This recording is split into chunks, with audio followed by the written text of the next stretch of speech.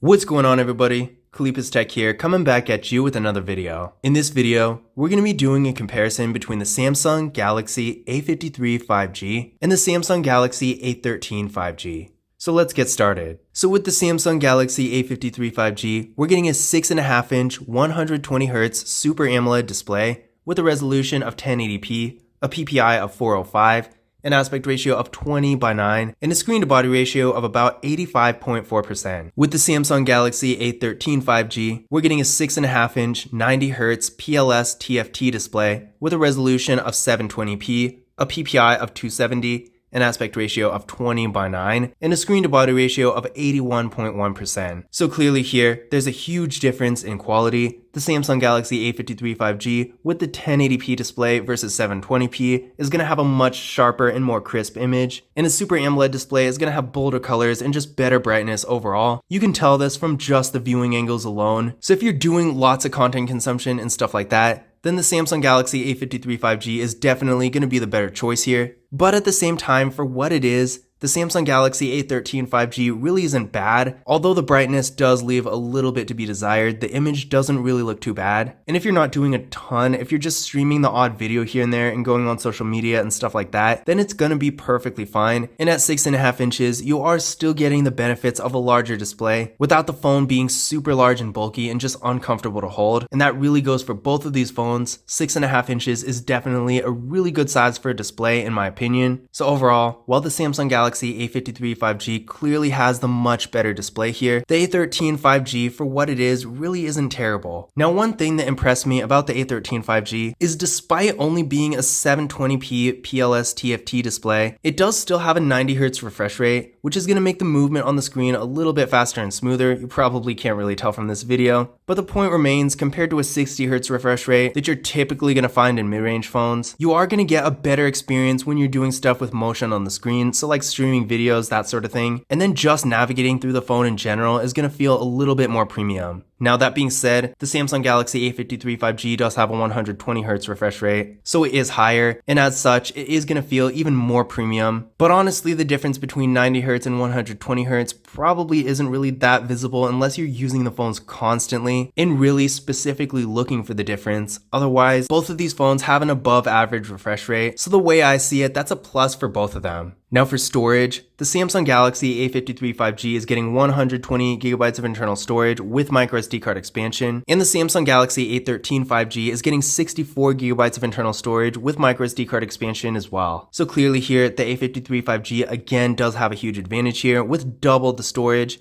So if you're a power user, if you have a bunch of apps and stuff like that, then the A53 5G is going to be the better choice. But that being said, the A13 5G really doesn't have bad storage, especially for its price range. Sure, around the $250 range that you can typically find this phone at, there are plenty of phones like the Moto G Stylus, for example, that do have 128GB, but still 64 is a decent amount of storage for the average user. If you're not doing a ton with your phone, then it's going to be completely fine. And then with the microSD card expansion as well, you can offload photos and videos and stuff, and that's also going to save you quite a bit of space. So in general, if you're more of a power user, definitely go with the A53 5G so you can have that extra storage. But if you're more of an average user, either of these phones will be fine because 64GB really isn't that bad. Now, there's no wireless charging with either of these phones, but both of them do have fingerprint scanners. With the Samsung Galaxy A53 5G, it's right here on the display, which is where I personally prefer it. It looks really nice and premium and definitely works really well,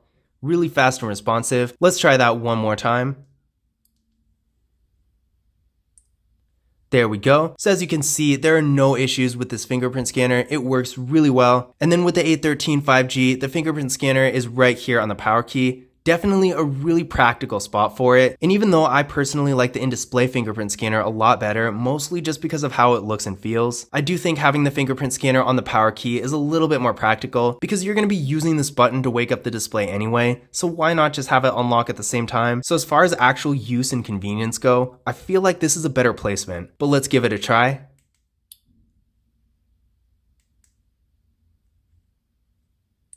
There we go, one more time. And there we go. So it's definitely not quite as responsive as other power key fingerprint scanners I've used, but it's really not bad. Again, for me personally, especially since this fingerprint scanner isn't really the best, I do again prefer the fingerprint scanner on the A53 5G a lot better, just because it's so nice and premium looking.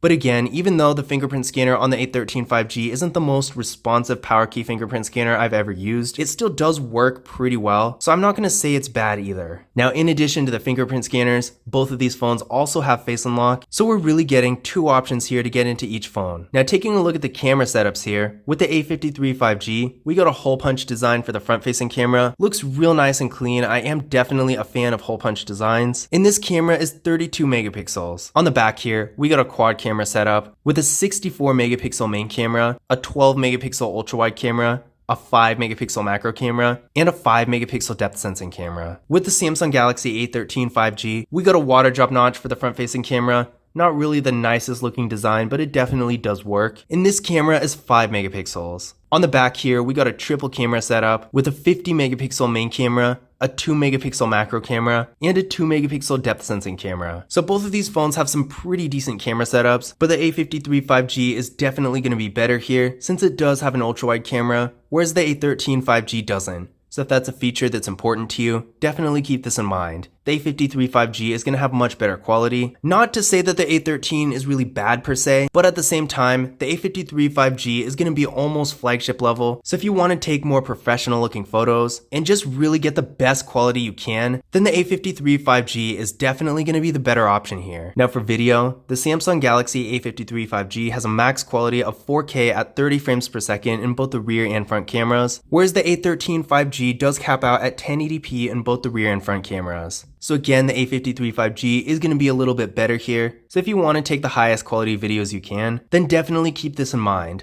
Although I will say it's kind of disappointing that you can't shoot 4K at 60 frames per second with the A53 5G, but I guess we really just can't get everything. So if you do want to record videos in 60 frames per second and really get some crazy 4K videos, then I guess you'll just have to get an S21 FE instead. But overall, I will say both of these phones do have really good photo and video qualities, but if taking photos and recording videos is a really big part of what you're going to be doing with your phone, the A53 5G is probably going to be better for you. Now internally, the Samsung Galaxy A53 5G is getting 6GB of RAM with the Samsung Exynos 1280 processor. The Samsung Galaxy A13 5G is getting 4GB of RAM with the MediaTek Dimensity 700 5G processor. Now I ran Geekbench 5 benchmark tests on both of these phones, and with the A53 5G we're getting a single core score of 742 and a multi-core score of 1910. With the A13 5G, we're getting a single core score of 466 and a multi-core score of 1113. So definitely quite a big difference here. The A53 5G is much faster than the A13 5G. As far as 5G phones are concerned, this is definitely on the lower end I've seen. But on the other hand, with the A53 5G, you're probably not going to find many mid-range phones, if any for that matter, that are more powerful than this. The only things I can think of even close to this price range that are the Samsung Galaxy S21 FE, which is a flagship phone, and the iPhone SE 2022, which is an iPhone. So in general, in terms of processing power, the Samsung Galaxy A53 5G is at the upper end of the mid-range. So if you're going to be doing more high-end activities like mobile gaming, or if you're just going to be on your phone a lot, then the A53 5G is probably going to be a better choice here. But if you just want 5G connectivity, but you're really just going to be doing basic activities like sending text messages, browsing the web, going on social media, and then streaming some videos every now and then the A13 5G is still going to be perfectly fine. And I will add, I've had no performance issues with either of these phones. They have run pretty smoothly, but again, as you can see from this test, the A53 5G is obviously going to be the faster device here. Now for the battery, the Samsung Galaxy A53 5G has a 5000 mAh battery. This supports 25 watt fast charging, and the A13 5G has a 5000 mAh battery as well that supports 15 watt fast charging. So fast charging aside, both of these phones have pretty much the same battery, and they're going to get real good battery life both throughout the day and down the road in terms of longevity. So if the battery is really important to you, then either of these phones will be perfectly fine. And as far as the fast charging goes, you're probably not going to notice the difference because both of these phones do charge up really fast. Now both of these phones also have NFC, which was actually pleasantly surprising with the A13 5G because for some reason I was expecting it not to have NFC, but it seems like most of the more recent Samsung phones do have it, so that's definitely a nice surprise, a lot better than Motorola for example, who still hasn't put NFC in any of their mid-range phones. So if you want to use something like Google Pay or Samsung Pay or any of those services for that matter, I even have Amex Pay on the A53 5G, you'll be happy to know that you can do that with either of these phones. Now as far as the actual hardware itself goes, both of these phones have pretty decent sturdy designs. The A53 5G, being a much higher end phone than the A13 5G, does look a lot better, and the build quality feels a little bit more solid, but for the most part it's really kind of just the same. They're both made of plastic all around except for of course the glass displays. They both have a kind of matte material that doesn't really pick up fingerprints too badly. Now of course, the A13 5G, being a lower end phone, doesn't really look the best in my opinion. It looks like pretty much every other phone in its price range, with slightly thicker bezels and then that water drop notch. It really doesn't look very modern, but at the same time, I can't say it's bad because I've definitely seen much worse than this. Now one other thing I also wanted to point out is that the Samsung Galaxy A13 5G does have a headphone jack, whereas with the A53 5G, unfortunately they took that feature away.